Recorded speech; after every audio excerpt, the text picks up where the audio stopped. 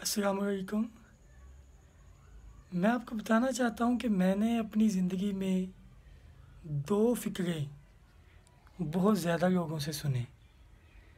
पहला फ़िक्रा, जब भी किसी को कुछ अच्छा करने का मशवरा दिया, ख़ुद को इम्प्रूव करने का, या अगर किसी को फ़ाइनेंशियल परेशानी का सामना है, उसको कहा कि फ़लाँ काम कर लो, किसी को तालीम को अपडेट करने का कहा, ग़रज़ के किसी को भी अपनी लाइफ को बेहतर करने का मशवरा दिया, तो उसने जानते हैं पता क्या कहा?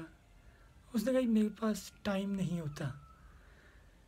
तो दूसरा हैरत अंगेज़ फ़िक्रा, जब इन्हीं लोगों को मैंने 2-2 3-3 घंटे मोबाइल पर मसरूफ़ देखा, सोशल मीडिया पर मूवीज़ देख रहे हैं, ड्रामा देख रहे हैं, व्हाट्सएप ग्रुप बने हुए हैं जिनमें लोगों के पास इतना फालतू वक़्त है कि वो उसमें बिला मकसद चैट करते रहते हैं।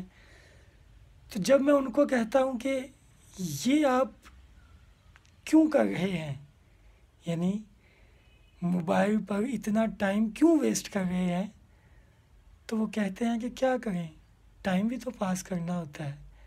तो अब आप देखें कि इन दो फ़िक्रों में तज़ाद देखें कि पहले फ़िक्रे में क्या कहा कि क्या करें, कोई टाइम नहीं होता, और दूसरा क्या करें, टाइम भी तो पास करना है। तो इसका मतलब बिल्कुल वाज़ेह है कि जब हम कुछ करना चाहते हैं तो फिर हम उसको करने के बहाने ढूंढते हैं, और जब हम नहीं करना चाहते तो फिर हम ना करने के बहाने ढूंढते हैं। तो लिहाजा इस तज़ाद से बचें। हर बंदे के पास वक़्त होता है, ये लैम एक्सक्यूज़ेज़ हैं। हमारे पास यकीन माने बहुत टाइम होता है, अगर हम अपने टाइम को सही तरीके से मैनेज करें, जो भी हमारी मसरूफ़ियत है उसको सही तरीके से मैनेज करें, और देखें कि हमारे पास बहुत ज़्यादा फ़ालतू वक़्त होता है, तो उस फ़ालतू वक़्त को यूज़फुल बनाएं। उसमें हम कुछ भी कर सकते हैं, कोई भी ऐसा काम जिससे हमारी ज़िंदगी बेहतर हो सकती है।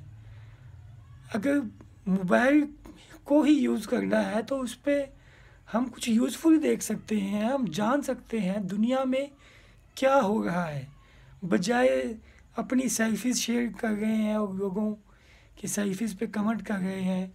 वही लोग हैं जो बाहर भी मिलते हैं, इकट्ठे रहते हैं, तो मकसद उनके पास ज़ाया करने के लिए बहुत ज़्यादा टाइम है।